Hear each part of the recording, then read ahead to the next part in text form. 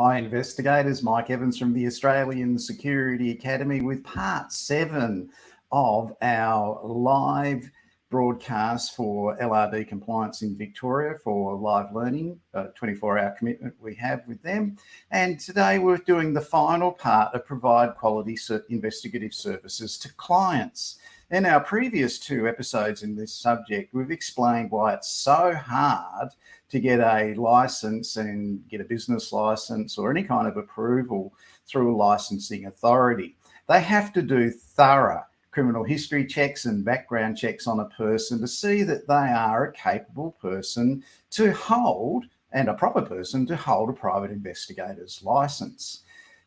There are checks they do, and it's seemingly a lot harder in Victoria than anywhere else. Now, that is a bit of an illusion. It's equally hard in Western Australia. It's very difficult in Tasmania. It's just what they do.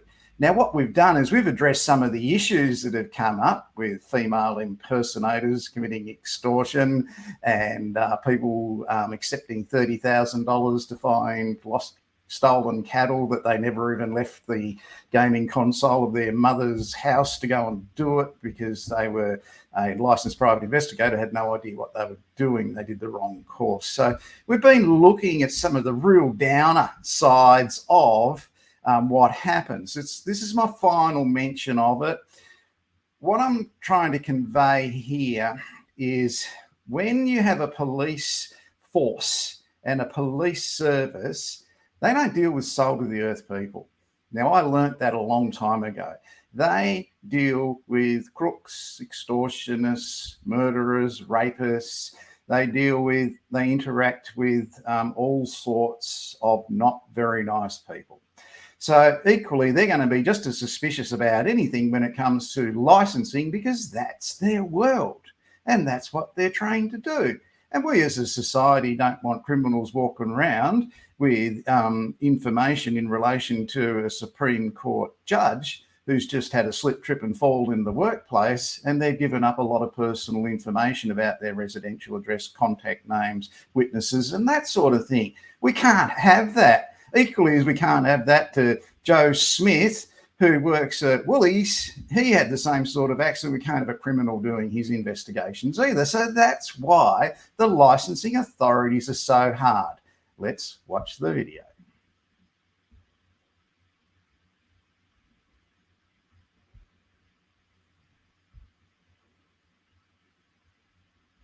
Hi, I'm Mike Evans from the Australian Security Academy. This series of videos is to assist licensing regulation authorities to understand the work of licensed private investigators in Australia. Several years ago, whilst working for a firm called English Lake, owned by Mr. Ray Dent from Victoria, I was charged with the responsibility of locating a witness. Now, this witness was in a small country town in Tasmania, where I lived at the time, and I was a licensed investigator there.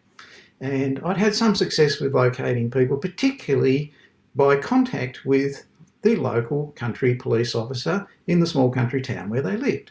So I rang up this police officer, I explained who I was, what I was doing, and I was trying to find a person that lived in Longford, in Tasmania, 5 years prior to that, and we can't locate them. All they were was a witness to a motor vehicle accident, and we needed to locate them and take a statement from them. Now, the prophetic wise words of that country police officer were simply this: Mike, that's great, I wish I could help you, but police officers such as myself, we don't deal with salt of the earth type people.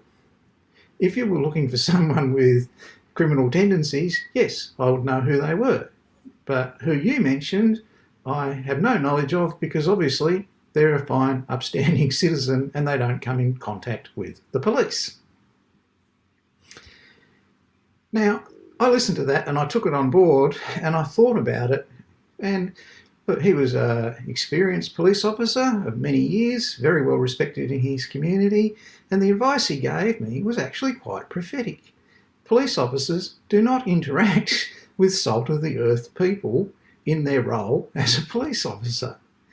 So I still had no further avenues of inquiry to go to locate my missing person, but I thought about it, I considered it, I knocked on a few doors, and eventually I located him. But it always stuck with me what he said to me.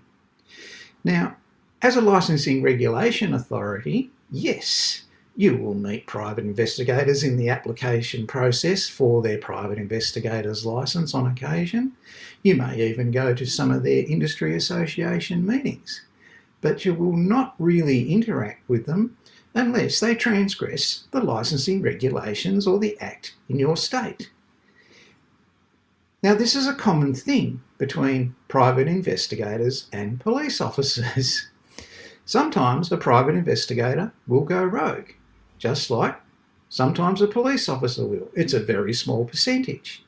So what I'm saying to you is, just like in any other profession, please understand, 99% of people in this profession as a private investigator do their job appropriately, correctly and properly, and they stick within the rules and the acts of the state that they are licensed within.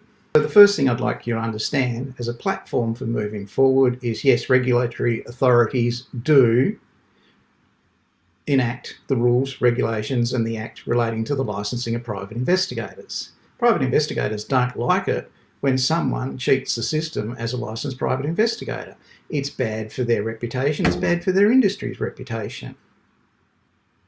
So some of the positive measures that licensing regulation authorities have undertaken recently in Australia is 1, attendance at industry association meetings, 2, issuance of monthly newsletters in relation to licensing issues and with examples of where breaches had occurred and what actions were taken.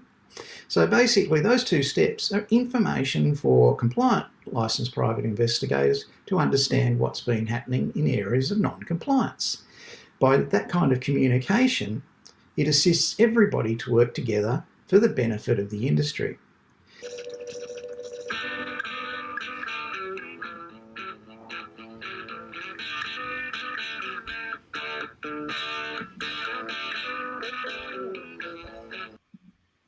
Okay, so it works both ways. Police officers go rogue, private investigators go rogue. There should be people that should never, ever get a private investigator licence, and that's why we have the checks, the background checks, that sort of thing.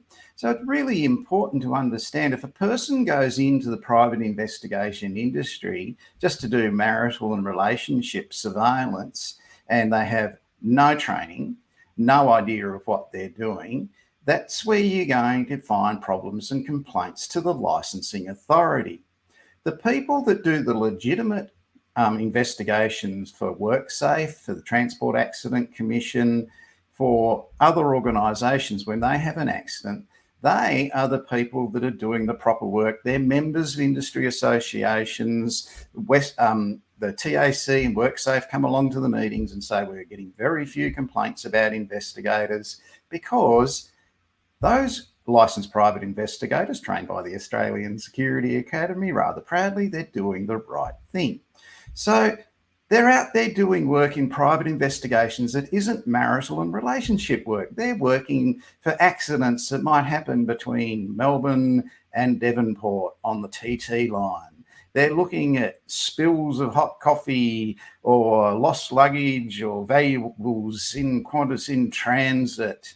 They are doing investigations in relation to cheating or doping for Athletics Australia. There may be claims of food poisoning against KFC, whether they're real or imagined. It's a public liability matter, and the real private investigator who's trained appropriately goes out and does it. There may be a claim of sexual harassment racial discrimination or inappropriate conduct at the University of Melbourne. This is imaginary. The licensed private investigator is engaged to investigate that independently. In manufacturing organisations all around Victoria, if there's an accident on an assembly line, or there's an accident in parts distribution, or there are parts being supplied that aren't genuine Ford or Subaru parts, that's where the licensed private investigator comes in. There's an issue at the bank with an armed robbery and someone's got a psychological injury at the bank. They're a self-insurer. They will engage a licensed private investigator to independently look at that claim. Someone fell off the Ferris wheel and they've got a public liability claim. That's what a licensed private investigator is going to do. There could be an incident at the Boxing Day test, a slip, trip or fall, and they sue the Melbourne Cricket Club, and the licensed private investigator is there to take on that work. Someone gets drunk at the Melbourne Cup, there's a fight afterwards, someone's injured. Licensed private investigator is engaged to undertake that matter. So we're looking at providing quality services by quality trained people who are going to apply for their license and become licensed private investigators. You'd never know, anything could happen.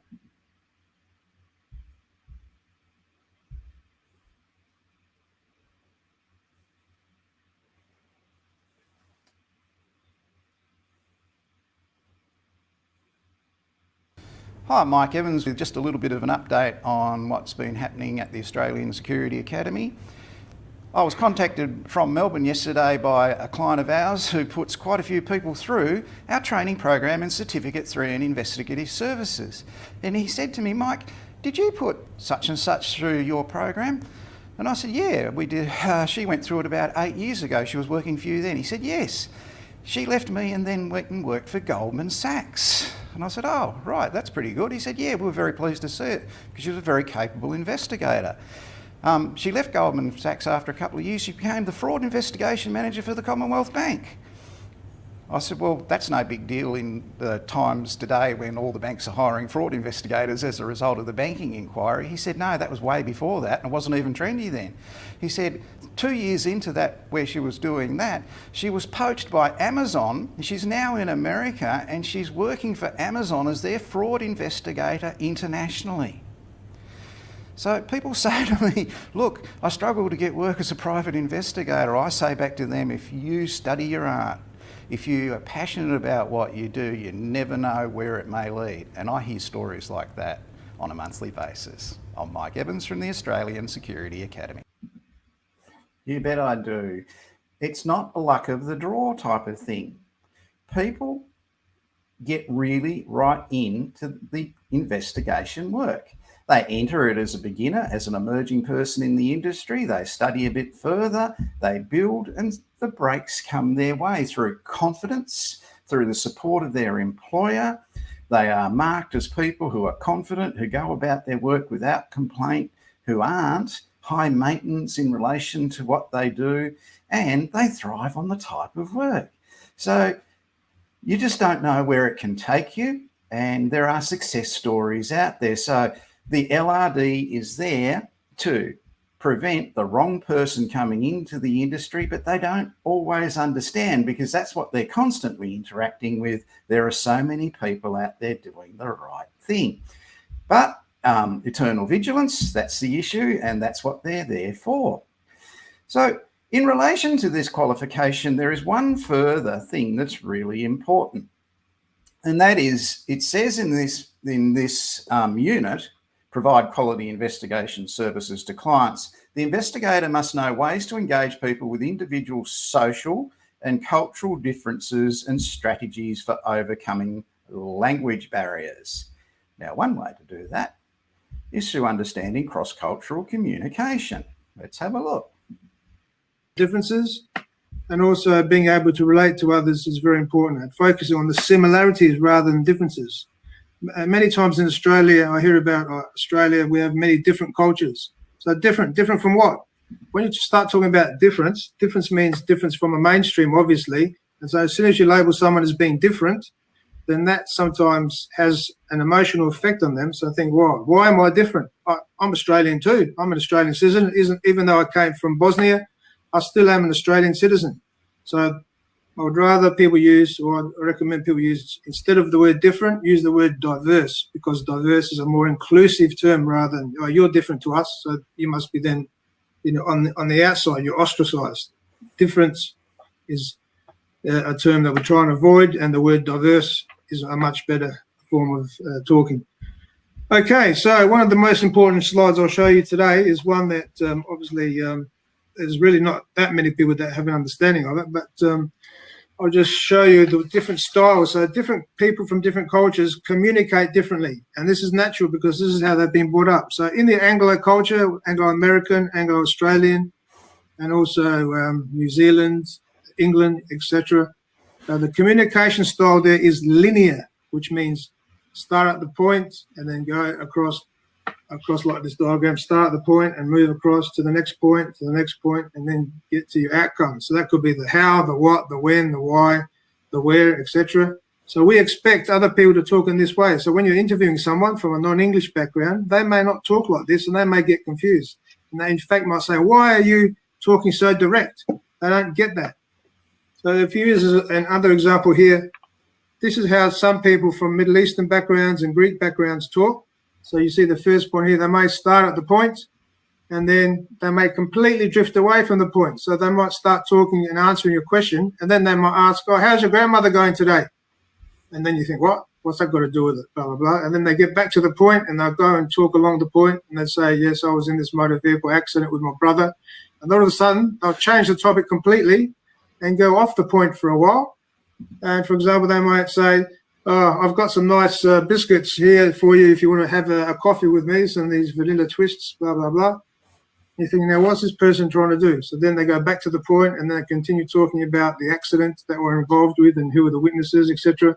Then they might, again, change the point completely and say, look, I've got this fantastic little pyramid here. Do you want to buy this pyramid from me? It's very cheap. I inherited it from my great-grandfather who was in Middle East at the time. You're thinking, what the hell's going on? So your assumption may be this person is trying to trick me or is trying to be deflective. He may be trying to avoid answering the question, whereas this is just their normal way of communicating. So there's some things you need to keep aware of when you are interviewing people from a non-English speaking background or interacting with them. And can you today, in the last 30 minutes, can you identify some examples of how I've diverted away from the point, from what I've been talking to you? And I said to you that I was going to talk from the broad down to the specific, but you might have noticed that I started talking. What a great communicator. So knowing what to do in, here we go, sorry, ways to engage people with individual, social and cultural differences and strategies for overcoming language barriers. It's a requirement that you know how to do this. So one way is when you contact the person in relation to their insurance claim, which might be a workers' compensation one. So if it's in Victoria, it will be a WorkSafe matter. So what do you do about hiring an interpreter in Victoria? Are you going to pay for it yourself as the private investigator? Because if you can't communicate with the person, you're not going to get anywhere. And this is something the police often come up against too. So the regulatory authority comes up against this all the time, because reading, writing and speaking English is no barrier to becoming a security guard in Australia anywhere. So, so what do you do if you have to get an interpreter? Well, your client service level agreement will tell you.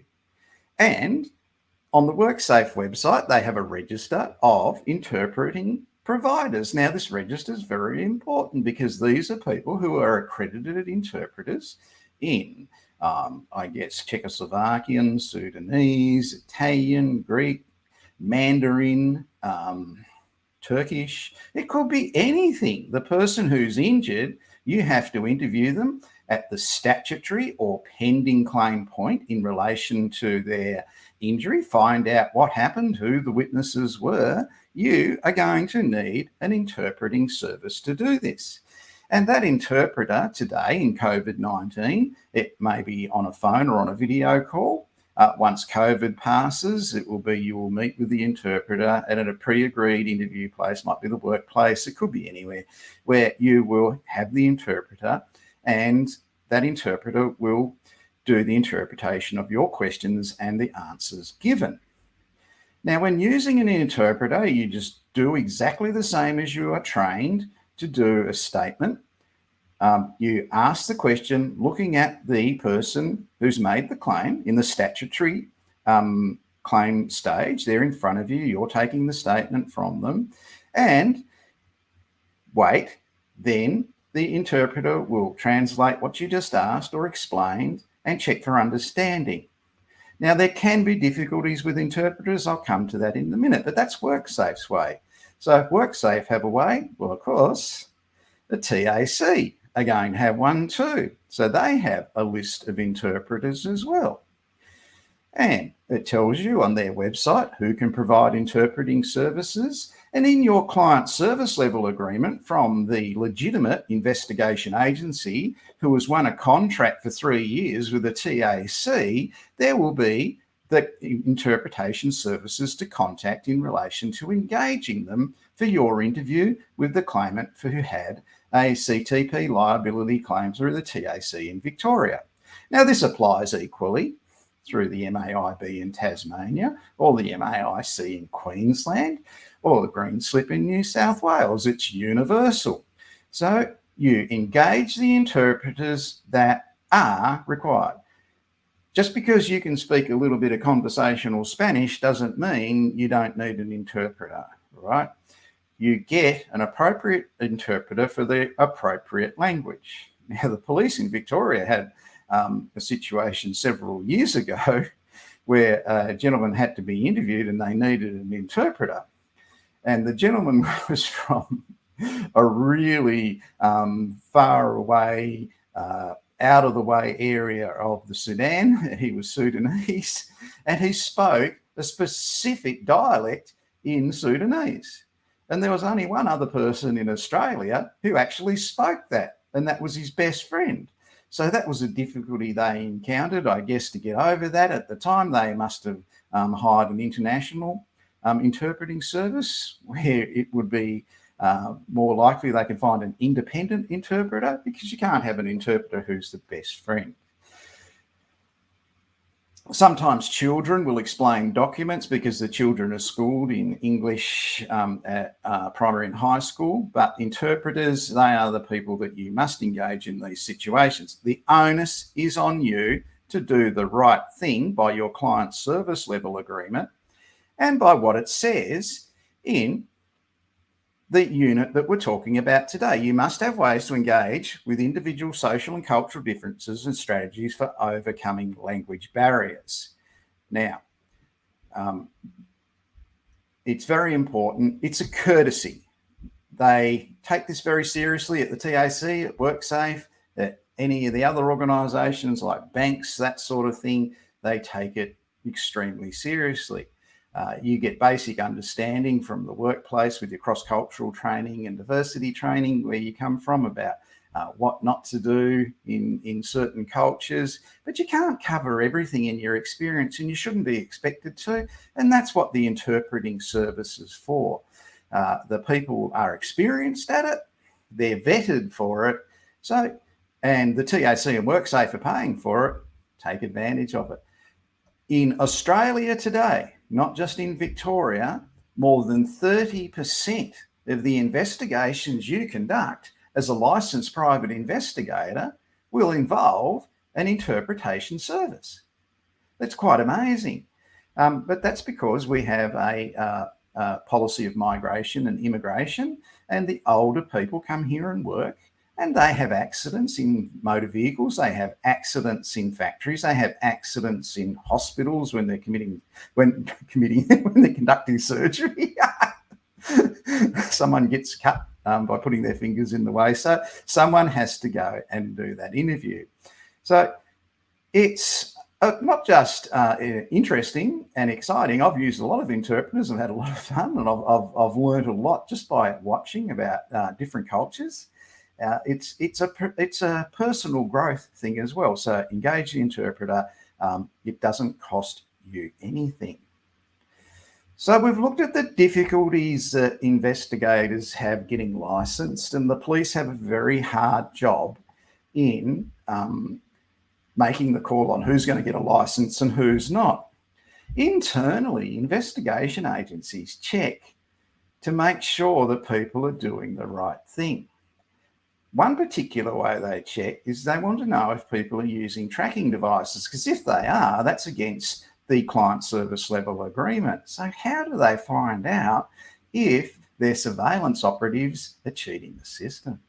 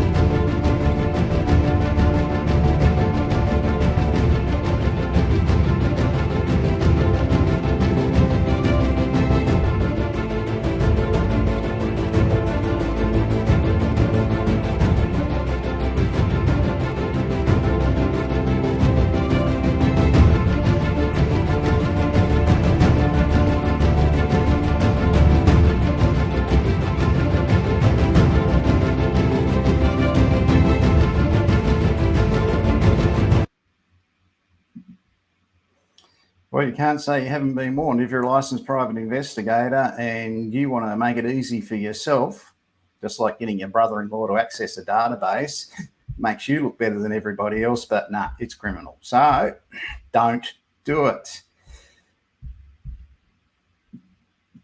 Investigation agencies do conduct surveillance on their surveillance operatives. It's a common standard investigation agency risk management measure to make sure that they're actually doing the job that they're getting paid for. As soon as they get suspicious of it, they will invoke it. So there's surveillance on the surveillance person. The good news is, people, we've looked at how the licensing authority does its checks and enforces it. It enforces it across the board. There is no favour to any investigation agency. There isn't. There is no favour to any registered training organisation. If there was, all the other registered training organisations would be up in arms about why are they getting a special deal and we have to comply with all this stuff. When it's obviously they didn't comply with the Act, they didn't comply with what they agreed to. All the other registered training organisations won't have it because they've had just a harder time as anybody else with the licensing regulation authority enforcing rules. So if someone does something that is, how can we say, conspiracy or fraud or whatever in their actions of training people, the expectation is the licensing regulation division will follow through and take away that organisation's licence, as we saw with the example in the last video with the registered training organisation that was teaching Certificate II in security, and providing the people with the answers. The LRD investigated, and I'm sure VQRA and ASCA would have done too, and they took away their licence. So it's bad news that that sort of thing happens, but keep in mind, you never hear complaints about the people who are members of industry associations who are active in attend the meetings and comply with the client service level agreement when they're conducting investigations for Greyhound Racing Victoria, for the Victorian VACC, for Basketball Australia, and you'll do that. There'll be an accident there. Someone gets hit in the face with the ball. They're an influencer on Facebook and their income's gone down because their teeth have been knocked out. The Melbourne Symphony Orchestra, someone attends it, someone drops an ice cream on the steps and someone slips, trips and falls there. You'll conduct investigations into TAC accidents that happen on the Henry Bolt Bridge. Gonna have fun doing a scene inspection there, licensed investigators. You'll conduct investigations into incidents and accidents at the Australian Open. Someone might complain they got sunstroke in that heat. Arnott's Biscuits might have some stock going missing, and you'll be conducting surveillance on the delivery drivers. At the Supreme Court of Victoria, one of the tipstaves fell over and broke their leg, and you will be doing a workers' compensation investigation into that matter as a genuine licensed private investigator conducting genuine investigations. The Grollo Group in construction, there might be an accident on one of their construction sites, and you'll go and investigate that accident from a workplace health and safety perspective for WorkSafe Victoria. In manufacturing, there are accidents anywhere there's moving machinery, anywhere there's moving conveyor belts, people, there are accidents. So it might be CUB one day you're working there. At the Formula One Australian Grand Prix, it has its own act. The TAC doesn't apply inside the perimeter of that one, but people might still take action for something that happens in regards to slips, trips and falls, or something that collapses on someone's head and causes injury or accident.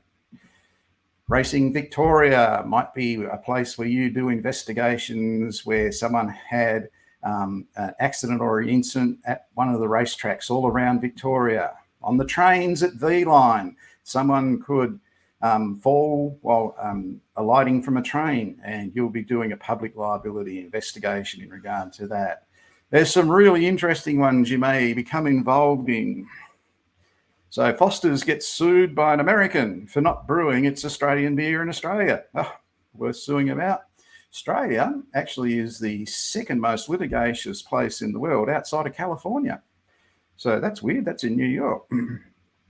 You may be doing Australian public servant workers' compensation investigations for Comcare.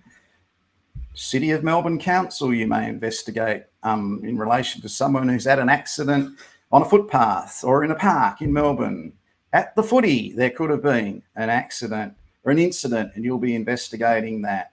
Someone slips, trips and falls on a spilt packet of chips or an ice cream at Macca's, and our licensed private investigators are doing that. And as you saw in the video, you could end up working as the fraud investigator at Amazon. So that is all about providing quality investigative services for clients. It involves a lot of complicated issues, not the least of which is justice being done and seen to be done by regulatory compliance enforcement organisations such as the Victorian Police LRD, Office of Fair Trading Queensland, soon to be Office of Fair Trading New South Wales, Police in South Australia, Western Australia, and Consumer Affairs down in Tassie. So not an easy job, not a job that's going to win you brownie points for being liked, but it's a job that's necessary to ensure that those people that do the legitimate investigations for the legitimate organisations are protected from the people that would not do that through lack of training or criminal tendencies.